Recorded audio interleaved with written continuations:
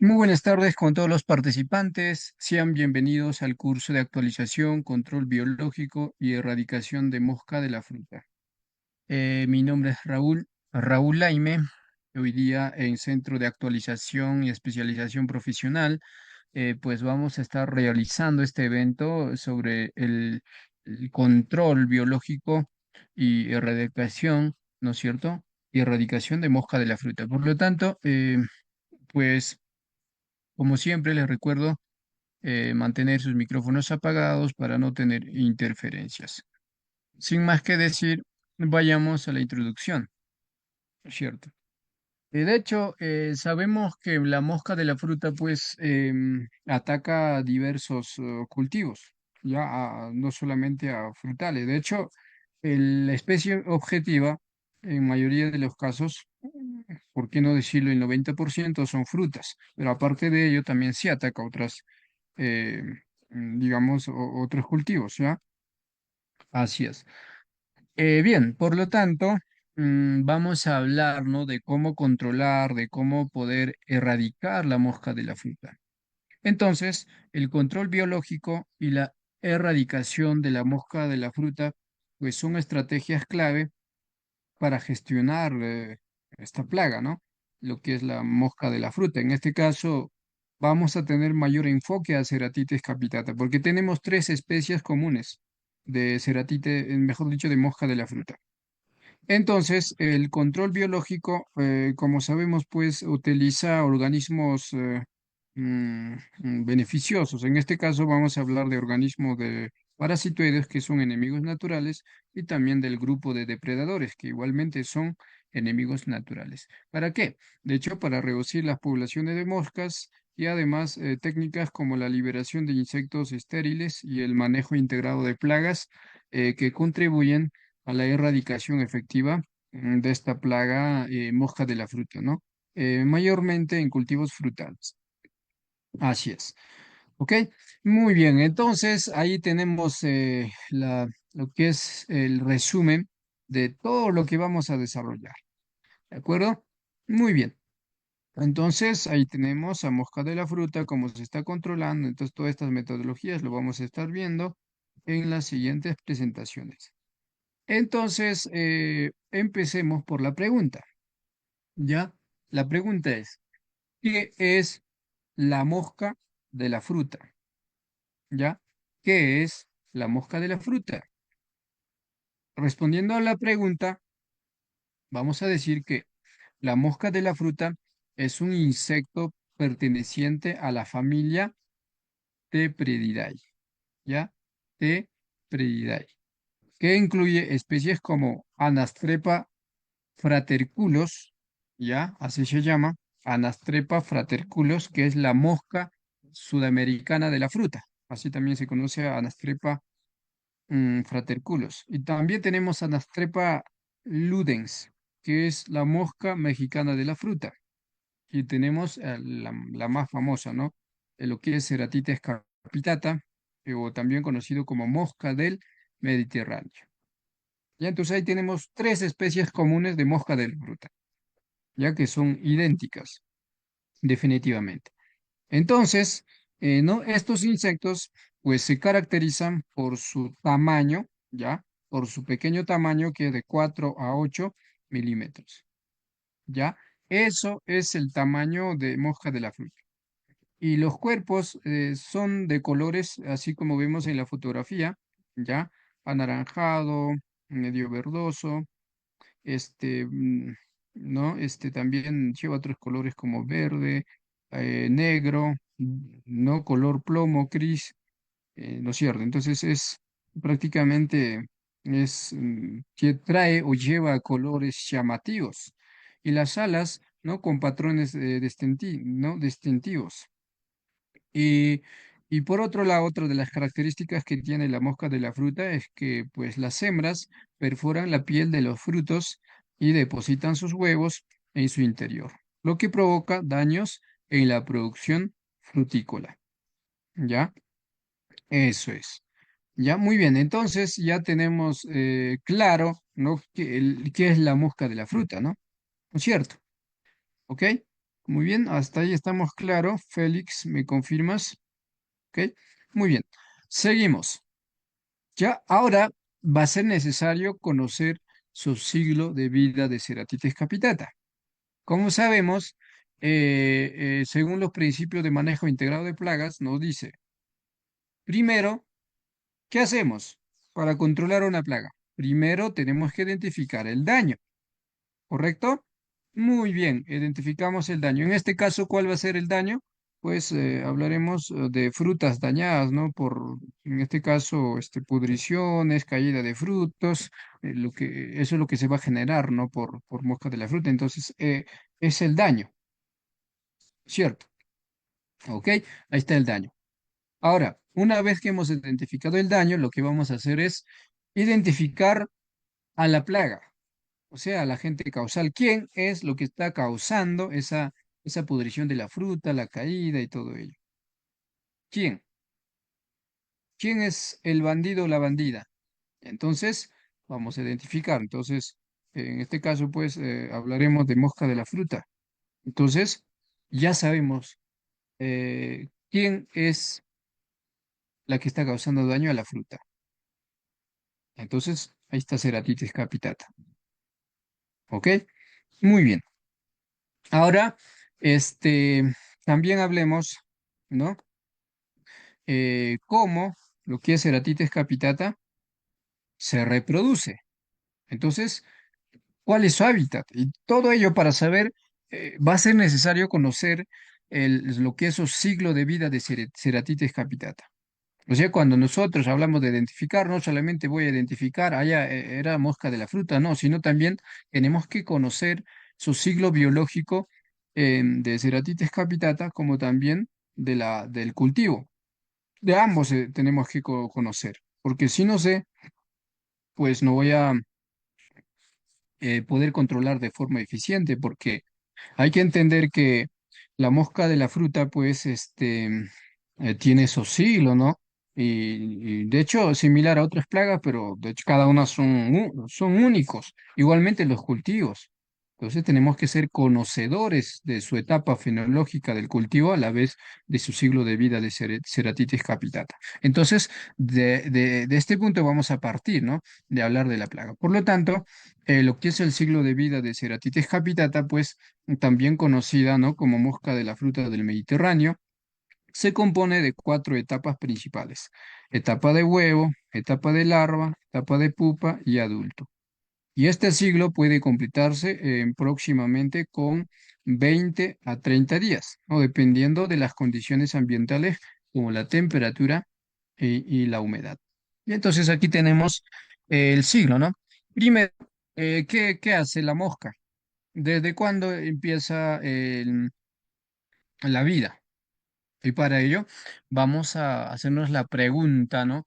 Que es una pregunta muy difícil de responder. ¿Han escuchado la pregunta? ¿Quién ha sido primero, huevo o gallina? Y para muchos es difícil de responder, ¿no? O sea, ¿cómo es la vida, no? De hecho, para que haya huevo tenía que haber una gallina.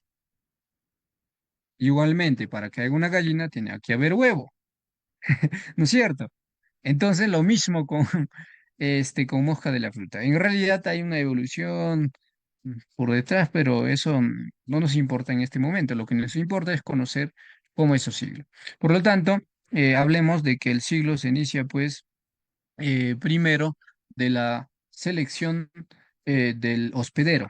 En este caso, la mosca adulta, ¿no? La mosca adulta va a buscar dónde se va a hospedar, en qué fruta, en qué cultivo. En este caso, tenemos ejemplo en cítricos. Entonces, mosca de la fruta va a seleccionar los cítricos, ahí es donde que va a poner su huevecillo, ¿cierto? Ahí va a poner huevecillos.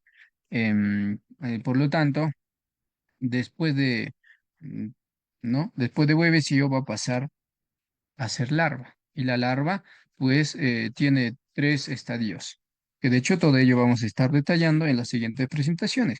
Luego tendríamos pupa, ¿ya? Luego de cumplir con los tres estadios de larva, va a pasar a ser pupa, y finalmente se convierte en adulto. Ya van a ser la adulta y de vuelta continúa el ciclo. Pero por ahí seguramente se están preguntando eh, ¿no? ¿Cuántos días dura? ¿Cuáles son las características? ¿Cómo es el proceso? No se preocupe. Solamente es un ejemplo lo que tenemos aquí. Y aquí sí vamos a hablar específicamente. ¿Ya? Así es. Entonces, primero tenemos el huevo, ¿no es cierto? ¿No? Primer etapa, huevo, donde la hembra, ¿no es cierto? La hembra adulta inserta los huevos bajo la piel de las frutas, ¿no? Mayormente, ¿no? De las frutas maduras o semimaduras. ¿Y cómo es que deposita? ¿Cómo es que inserta los huevecillos? Pues va a utilizar un ovopositor que tiene, pues, ¿no? Las moscas, ¿ya? Así es. Trae ovipositor. Entonces, cada hembra, ¿no? Prácticamente, pues cada hembra puede poner entre 1 a 10 huevos en un solo sitio de ovoposición. En un solo sitio, ¿ya? Así es, pero no, por ahí no, bueno, no vamos a saber exactamente cuántos huevecillos al día, pero lo que sí se sabe es que puede poner hasta 300 huevos a lo largo de su vida, que es el promedio, que puede ser menos, que también puede ser más. Por ahí te va a decir 200, ¿no? Otras bibliografías, pero también otras bibliografías también nos va a decir hasta 500. Entonces, ¿de qué vamos a hablar? Tenemos que hablar del promedio de lo que es la ovoposición de los huevecillos de la mosca de la fruta. ¿Ya? Así es. Ahora, por otro lado, tenemos la larva, que de hecho también tiene su proceso de desarrollo. Por lo tanto, primero hablemos del desarrollo, ¿no? ¿Cómo se desarrolla la larva de mosca de la fruta? Por lo tanto, pues las larvas pues emergen de los huevos y se alimentan, ¿no es cierto?, de la pulpa de la fruta, ¿no? Causando daños internos significativos. Y por lo tanto, pues pasan 3 estadios larvales, como les mencionaba. Ya 3 estadios, el primer estadio, segundo estadio y tercer estadio. De esta manera, aumentando el tamaño a medida que se van desarrollando las larvas de mosca de la fruta. ¿Ya? Así es. Ahora, por ahí me preguntarán, ¿cuál es el tiempo de duración de la larva? Pues de hecho, la fase larval dura aproximadamente de 6 a 11 días. Pero es que, ingeniero, yo quiero saber exacto. Pues no vamos a tener exacto porque aquí juega un papel importante lo que son em, el factor climático, ¿no? La temperatura, la humedad, entre otros. Entonces, hay que tener en cuenta de que todo ello va a jugar un papel importante y puede ser de 6 a 11 días. Ya, es la etapa larval donde mencionaba que esta es la etapa más dañina para la fruta, ya que las larvas se alimentan intensamente de la pulpa de la fruta, lo que lleva pues a la pudrición y la caída prematura del fruto. Es así como causa el daño, ¿ya? Así es. ¿Ok? Muy bien. Ahora, em, pasemos a la etapa de pupa, ¿ya? O pupación, donde la larva pues ya se entierra en el suelo cercano al árbol hospedante y se convierte en pupa. Cuando nosotros hablamos de árbol hospedante, es el fruto, o sea, si hablamos en cítricos, va a ser los cítricos. Si hablamos en vid, ahí está la vid, ¿ya? Entonces la pupación se lleva a cabo a una profundidad de aproximadamente de 2 a 5 centímetros bajo la superficie. ¿Ya? Eso es. Luego tenemos la duración de pupa, ¿ya? Donde la fase pupal pues dura entre 6 a 13 días, ¿no? Dependiendo de las condiciones climáticas, donde la pupación puede prolongarse en condiciones adversas como temperaturas frías, ¿ya? Eso es. ¿Ok? Muy bien. Después tenemos lo que es la, este, eh, prácticamente pues etapa de adulto, ¿no es cierto? Donde ya va a tener la emergencia, la longevidad, reproductor de ello vamos a hablar, que son las características de etapa de adulto de ceratitis capitata. Por lo tanto, pues los adultos emergen de la pupa, o sea, pasan de pupa a adulta, ¿no? Emergiendo del suelo y comenzando su ciclo reproductivo a los pocos días de alcanzar la madurez. Rápido, en 3, 5 días ya va a estar prácticamente entrando a su ciclo reproductivo. Luego tenemos la longevidad, o sea que la longevidad también es importante saber. Por lo tanto, pues la vida del adulto varía de 1 a 3 meses, ¿no? Dependiendo de factores ambientales y de la disponibilidad de alimento, ¿ya? Eso es. Hay que tener pues bastante, digamos, ojo, ¿no? Para poder realizar el monitoreo, ¿no? Para poder controlar y todo ello. Y conocer estas características. También hablemos de la reproducción. Por lo tanto, pues alcanzan la madurez sexual, ¿no? Como les mencionaba, en un promedio de 4 a 6 días, ¿ya? En promedio 5, les decía, hasta 5, ¿no? Entonces, en realidad de 4 a 5. Y por ahí, por factores climáticos, incluso se ha visto hasta en 3 días, pero en este caso, si estamos considerando de 4 a 6 días. Y comienzan a reproducirse, ¿ya? Así es. Y los adultos pues se alimentan de líquidos ricos en azúcares y proteínas, ¿no? Como la savia y los exudados de frutas dañadas, ¿ya?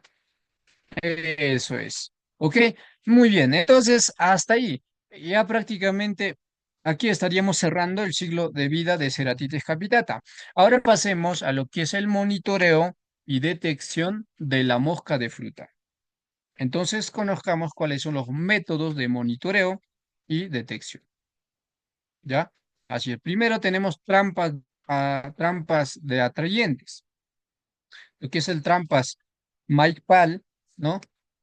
Y las trampas Jackson y las trampas de cebo tóxico, tres tipos de trampas, que es el método de trampas. Por lo tanto, las trampas McPile, pues están con un diseño de embudo, ¿ya? Aquí vemos el diseño de embudo, ¿no? Que contiene pues un atrayente alimenticio, generalmente una mezcla de proteínas hidrolizadas, ¿ya?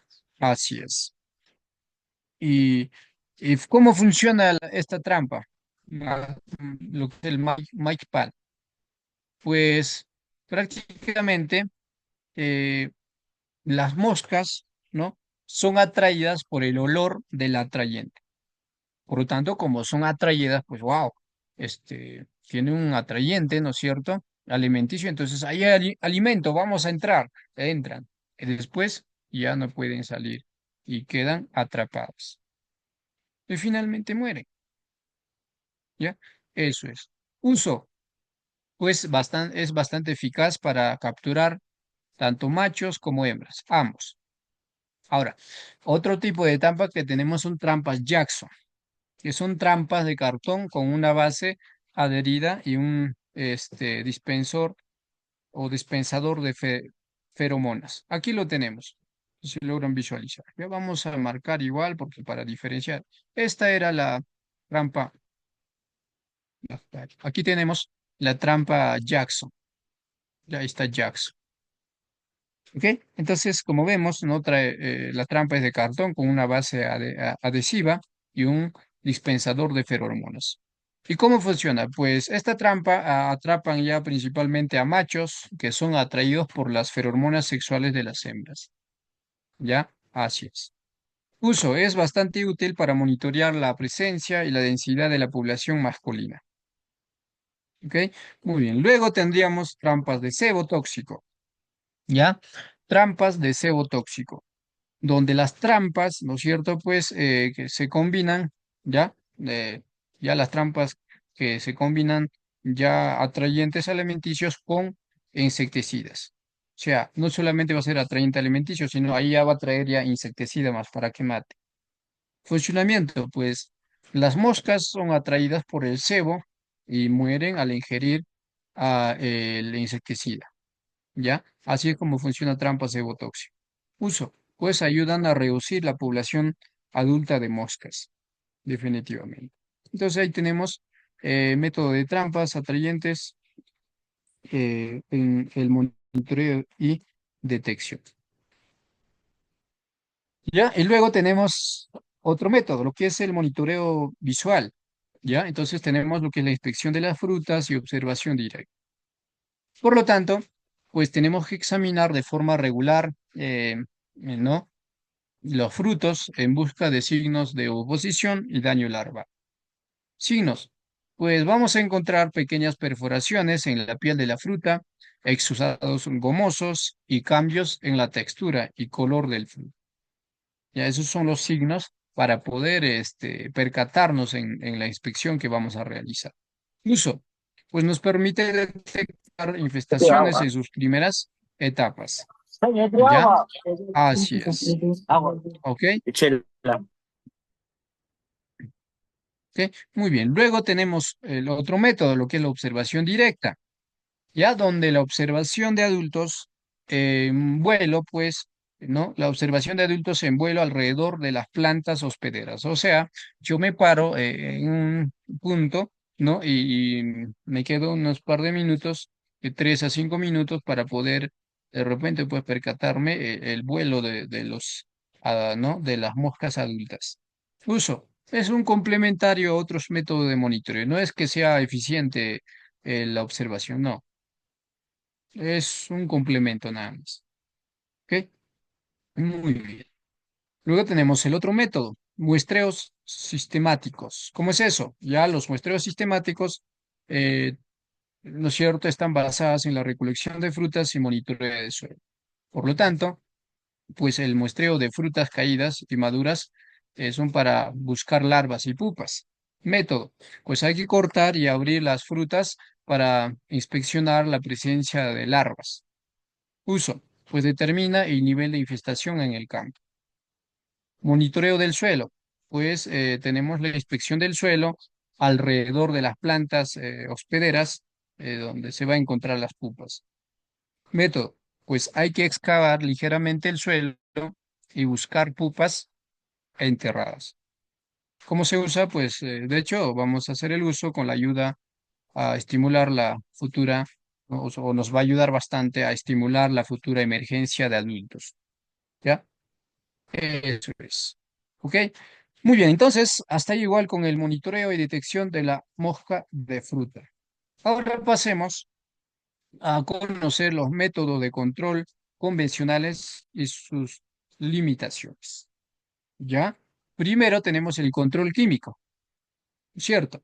Ya, lo que es uso de insecticidas. O sea, es lo común que aplicamos, ¿no? En la agricultura convencional, donde se va a utilizar pues insecticidas para eliminar adultos y larvas en los cultivos. Y para ello tenemos métodos empleados.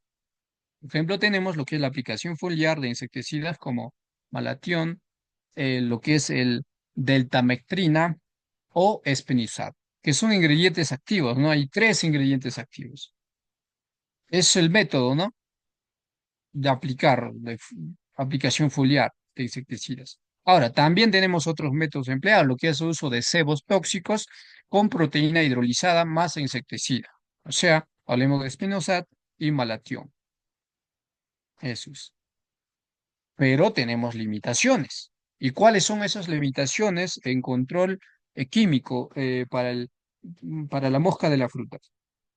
Uno de ellos es la resistencia de la plaga. ¿Cómo es eso?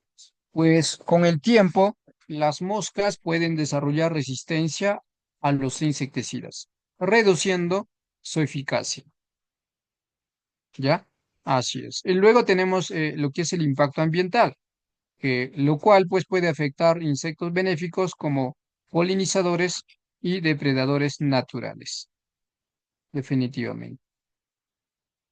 ¿Ya? Muy bien. Y luego tenemos residuos en los frutos. ¿Ya? Residuos en los frutos, que puede generar pues problemas en exportación, ¿ya? Por los límites máximos de residuos. Por lo tanto, también es una limitación, ¿no? ¿Ya? Así es. Por otro lado, también vamos a tener costo elevado, ya que su uso frecuente puede incrementar los costos de producción del cultivo. Por lo tanto, no va a ser rentable, o sea, no va a ser eh, o sea, no vamos a tener mucho ingreso, ¿no? Porque vamos a invertir, ¿no? En productos químicos y todo ello. Pasemos a lo siguiente. Ya, y aquí tenemos ya lo que es el control mecánico y físico, donde tenemos trampas y barreras, ¿no? Lo cual pues consiste en la instalación de trampas para monitorear y reducir poblaciones de adultos. Y para ello tenemos métodos empleados, ¿ya? Métodos empleados, entonces ahí están las trampas McPhail con atrayentes proteicos que ya hemos hablado, ¿no es cierto? Para el monitoreo. También están las trampas de ferormonas sexuales para atraer machos, ¿no? Como lo que es el trimeclure e Enceratites capitata. Otro método son las bolsas de papel o malla en los frutos para evitar la ovoposición. Limitaciones. Pues está, ¿no? La baja eficiencia en altas infestaciones, lo cual no erradica la plaga por completo. También tenemos el mantenimiento frecuente, que de hecho, si nosotros vamos a trabajar con control mecánico y físico o trampas y barreras, vamos a tener un mantenimiento frecuente, ya que las trampas deben renovarse y revisarse constantemente, semanal, mayormente, va a ser semanal. El otro es el costo y logística, ya que su implementación en grandes áreas puede ser costosa y laboriosa, ¿ya? Así es. ¿Ok? Muy bien. Ahora tenemos el otro método de control convencional, lo que es el control cultural, lo cual pues se enfoca en prácticas agrícolas que reducen la población de la plaga, donde se aplican métodos empleados, ¿no? Donde tenemos lo que es la recolección y destrucción de frutos caídos para eliminar larvas y pupas. También tenemos la labranza del suelo, ¿no? Para exponer pupas a depredadores y desecación. ¿Ya? Así es. Y también tenemos el uso de variedades menos susceptibles a la infestación. ¿Ok? Muy bien. Luego tenemos limitaciones, que de hecho pues es difícil la implementación a gran escala, ya que en cultivos extensivos la recolección de frutos infestados es complicado. ¿Ya? Así es. Además, no elimina la plaga. O sea, el control cultural no elimina la plaga, pues solo ayuda a reducir la presión de infestación. Ya, entonces todas estas características, métodos empleados, las limitaciones es necesario conocer, ¿no? En los métodos de control convencional. ¿Ok? Entonces, ya teniendo el conocimiento de los métodos de control convencional y sus limitaciones, ahora pasemos a conocer ya lo que son, o ya lo que es el control biológico, ¿no? El tema central de nuestro evento. Por lo tanto, conozcamos pues a los enemigos naturales de la mosca de la fruta. Ahí están los parasitoides, depredadores y entomopatógenos. ¿Ok? Muy bien, vayamos por los parasitoides, ¿ya? Lo cual ya se conoce por ahí como control biológico directo, donde los parasitoides pues son insectos que depositan sus huevos dentro de la larva o pupa de la mosca, lo que impide su desarrollo y causa su muerte, ¿ya? Así es. Luego tenemos la tabla, ¿no? Donde tenemos principales parasitoides utilizados. Tenemos especie, fase de ataque y mecanismo de control. Y entonces vayamos por especies parasitoides para el control directo de mosca de la fruta. Tenemos a Diachas mimorpha longicaudata, ¿ya? Es una especie, es un parasitoide. ¿En qué fase ataca? En la fase larval. ¿Cuál es el mecanismo de control? Pues esta especie deposita sus huevos en las larvas de la mosca, impidiendo su desarrollo. Y luego tenemos Cóptera ayuardi, ya Cóptera ayuardi. Igual tenemos pupas, ¿ya? O sea, la fase donde ataca va a ser en pupa, lo que es Cóptera ayuardi. Que de hecho, pues, Cóptera ayuardi, pues, parasita las pupas en el suelo, evitando la emergencia de adultos, ¿ya? Así es. Y también tenemos a Aganaspis peliranui, ya peliranui, así se llama, ¿no? La especie que también es un parasitoide. Y ataca pues a las larvas de mosca de la fruta. Ya ataca a la larva dentro del fruto, reduciendo su viabilidad. Así es. ¿Ok? Muy bien. ¿Y cuáles son las ventajas de poder trabajar con parasitoides? Pues de hecho son especies específicas que no afectan a otras especies o otros insectos benéficos. Aparte de ello, pues pueden establecerse en el ecosistema y proporcionar control a largo plazo. ¿Ya? Así es. ¿Ok? Muy bien. Y tenemos limitaciones, que de hecho pues requieren programas de liberación periódica en áreas infestadas. Y su efectividad pues depende de la disponibilidad de hospedaderos. ¿Ya? Así es. Ok, muy bien. Entonces ya tenemos ahí el primer método con parasitoides, el control biológico directo.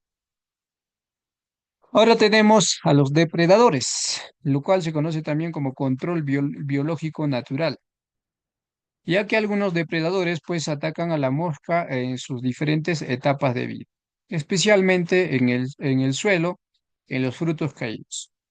¿Ya? Y para ello tenemos ejemplos de depredadores naturales. Ya, ahí tenemos hormigas, aves insectívoras, arañas y chinches depredadores. ¿Ya?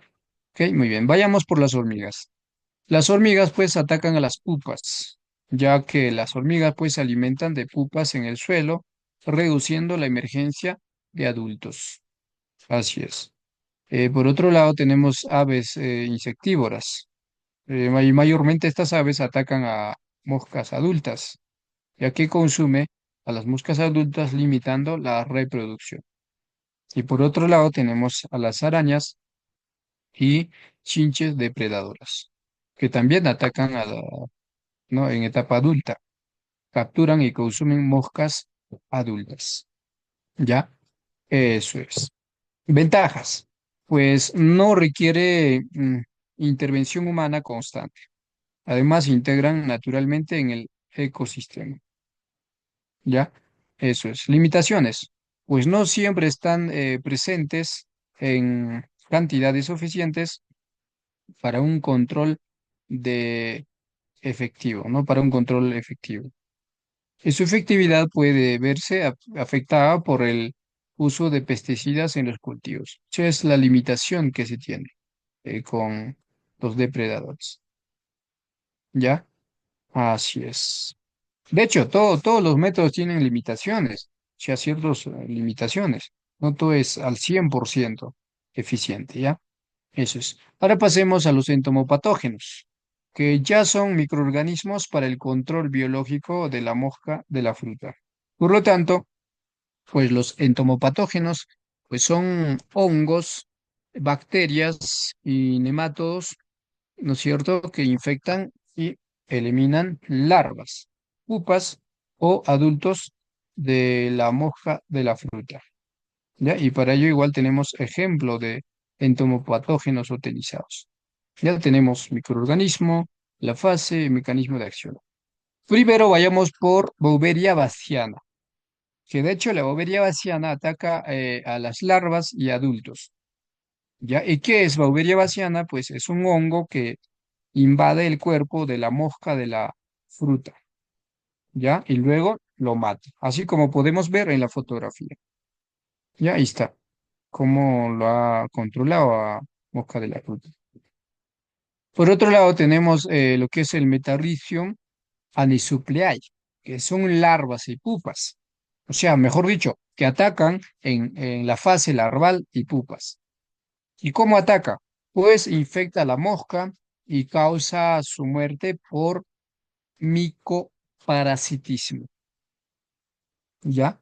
Así es. Otro ejemplo, tenemos a Bacillus thuringiensis. ¿En qué fase ataca? En fase larval. ¿Y cómo ataca? Pues produce toxinas letales para las larvas y lo controla y lo mata prácticamente. ¿Ya? Así es. Y también tenemos mátodos entomopatógenos. Ahí está ¿no? Inermena sp y Heterorabitis sp. ¿En qué fase ataca? En fase de la pupa. Que de hecho los nemátodos entomopatógenos pues ya vienen a ser parásitos que se alimentan de las pupas en el suelo. Así es. Wow, entonces ahí tenemos cuatro ejemplos, ¿ya? Cuatro ejemplos. Ahora veamos las ventajas. Pues de hecho, el control con los microorganismos, control biológico, pues son seguros para el medio ambiente y no afectan a otros organismos beneficiosos. Además, se pueden aplicar en forma de bioinsecticidas comerciales. ¿Ya? Así es. Ok, muy bien. Limitaciones. Pues su efectividad depende de la humedad y temperatura ambiental, ya que puede requerir aplicaciones repetidas para mantener su acción. ¿Ya? Eso es. ¿Ok? Muy bien. Ya, y ahora veamos cómo lo aplicamos, ¿no? El método. Para ello tenemos estrategia de liberación y manejo de enemigos naturales. ¿Cómo lo vamos a liberar y cómo vamos a manejar? Primero tenemos las estrategias de liberación de parasitoides. Por lo tanto, pues los parasitoides como Diachasminorpha longicaudata y Captera aiguarde pueden ser liberadas o liberados de manera estratégica para maximizar su impacto sobre la plaga. ¿Ya? Y tenemos tipos de liberación. De hecho, tenemos dos tipos de liberación, lo que es la liberación inoculativa y la liberación inundativa. La liberación inoculativa, pues, consiste en liberar pequeños lotes de parasitoides en diferentes momentos para que se establezcan y reproduzcan. Y lo otro es la liberación inundativa, que se sueltan, ¿no? Se sueltan grandes cantidades de parasitoides en poco tiempo para reducir rápidamente la población de la mosca. ¿Ya? Así es. Y también tenemos factores clave para la liberación. O sea, no es que ya voy a liberar, ya me indica no los tipos y todo, no, sino es necesario conocer qué factores tenemos que considerar para la liberación de los parasitoides. Primero, tenemos que, ¿no es cierto?, conocer cuál es el momento óptimo para liberar. Entonces, el momento óptimo es cuando va a coincidir con la presencia de larvas o pupas en el campo.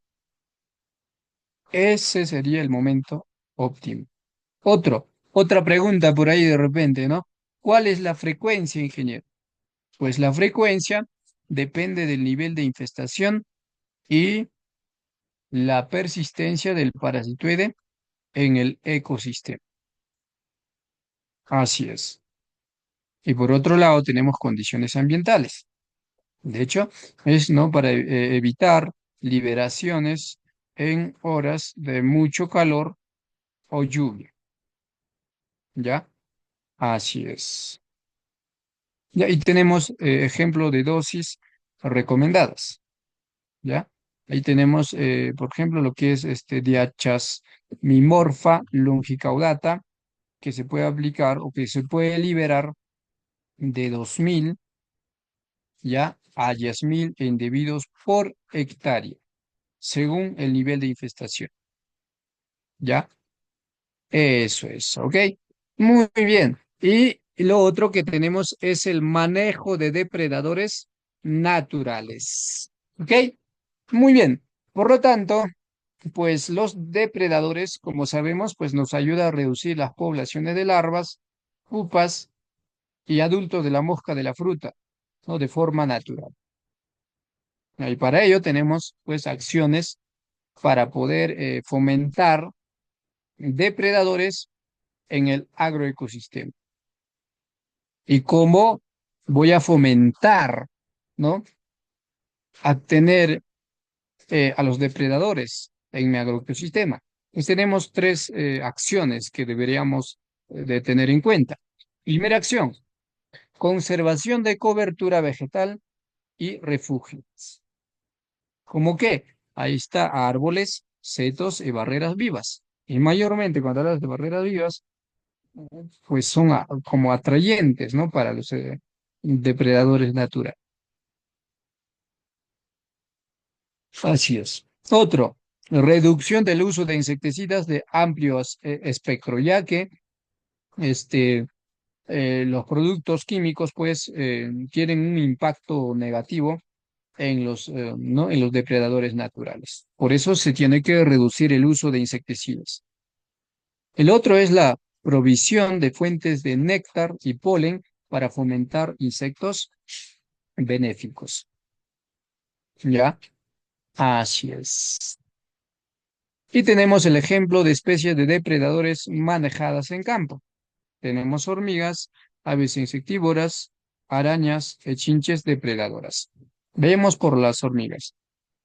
Eh, por lo tanto, su nombre científico, bueno, ahí tenemos una especie en específico, lo que es el Solenopsis sp, que de hecho esta hormiga pues favorece la presencia de, ¿no? O va a favorecer, ¿no? La presencia de hormigueros en el suelo, ¿ya? Así es. Luego tenemos aves insectívoras. Por lo tanto, tenemos la colocación de nidos artificiales en los cultivos para poder, ¿no es cierto? Para ayudar a los aves insectívoros. Ya luego tenemos arañas y chinches, ya arañas y chinches depredadoras. Para ello, pues hay que evitar el uso excesivo de pesticidas.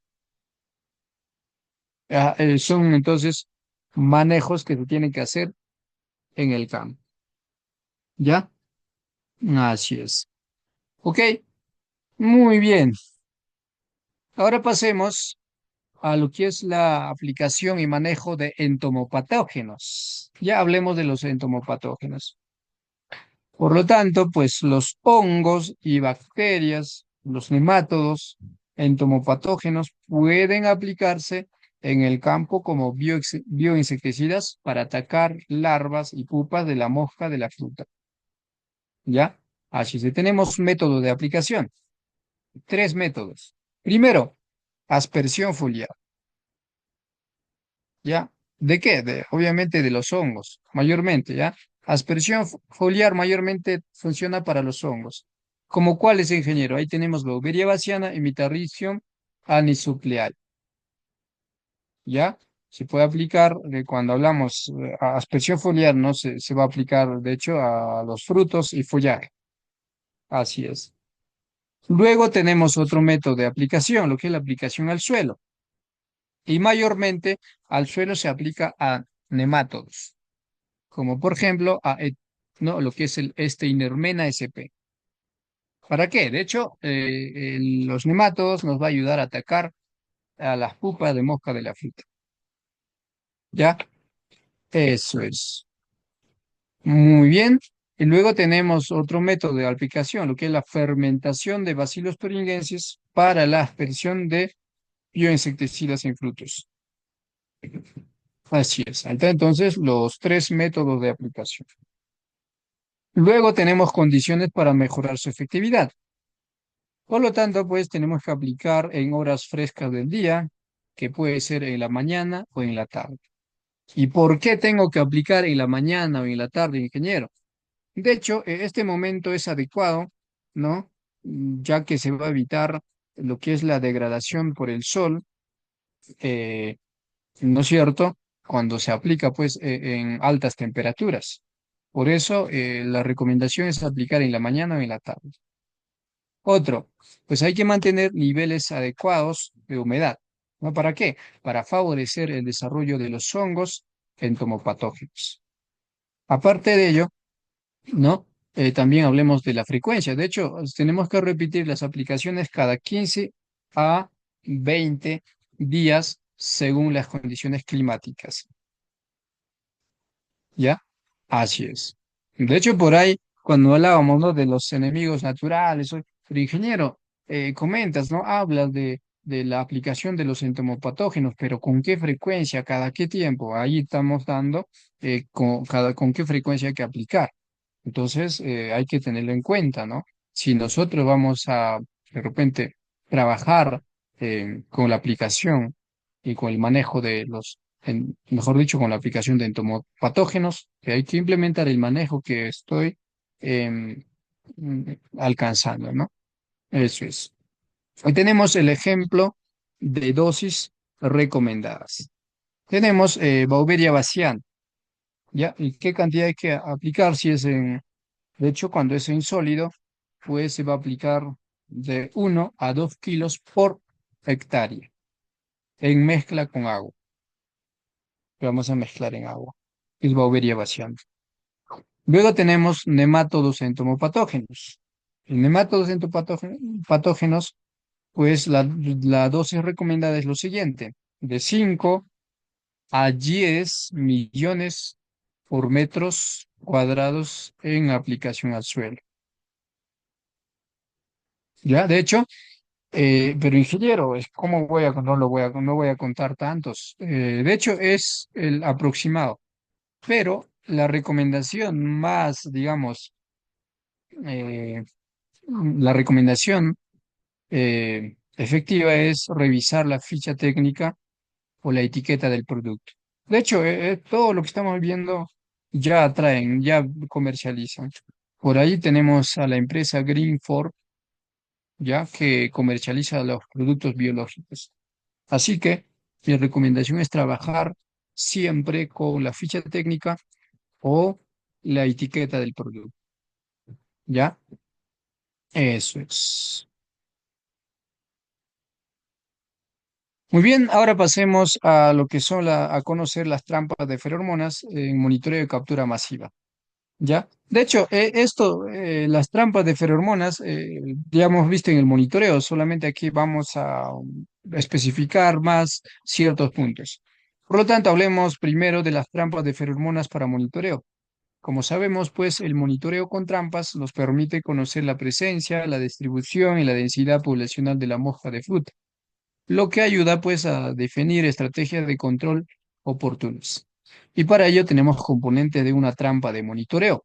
Primero tenemos atrayente sexual con ferormonas, que se emula pues a la feromona de las hembras para atraer a los machos. Y lo otro es el diseño de la trampa, donde las trampas pues son más comunes como el tipo de Jackson, que trae pues cartón encerrado en forma de delta, o lo que es el Mike Pell, que es un frasco con entrada en la base. Y lo hemos visto, ¿no?, en la anterior presentación. Y tenemos la ubicación estratégica. ¿Cómo lo colocamos? Las trampas, pues se colocan en los bordes y dentro del cultivo a diferentes alturas. ¿Ya? Así es. Y por ahí también la pregunta, seguramente, ¿no? Densidad y frecuencia, ingeniero. ¿Con qué frecuencia vamos a revisar? Y aquí lo tenemos. Es de 1 a 2 trampas por hectárea para monitoreo. Y tenemos que revisar semanalmente para contar, capturar y tomar decisiones de control. Y cuando la captura supera de 3 a 5 machos por trampa al día, se recomienda intensificar medidas de control, ya que el de 3 a 5 machos por trampa al día es ya, digamos, como un umbral de acción. ¿Ya? Así es. Luego tenemos las trampas de feromonas para captura masiva, donde la captura masiva pues busca reducir la población de mosca antes de que cause daños significativos en la cosecha. Y tenemos tipos de atrayentes utilizados para la captura más masiva. Están las feromonas sexuales como trimetlure, que atraen machos en ceratites capital. También está el sebo alimenticio, que se trabaja ya con proteínas hidrolizadas, melasa y amoníaco, que de hecho pues atraen hembras y machos. Y tenemos atrayentes combinados, donde se va a trabajar con ferormonas más el alimento. Y por lo tanto, pues el atrayente combinado aumenta la efectividad de captura de las moscas. ¿Ya? Eso es. Luego tenemos el diseño y distribución de trampas, ya que, pues de 5 a 10 trampas por hectárea en captura masiva. Y también tenemos que colocar de 1,5 a 2 metros de altura aproximadamente. Y en la parte soleada del, ¿no? Y siempre hay que colocar en la parte soleada del árbol, ¿ya? Porque ahí es donde que mayormente van a estar las moscas.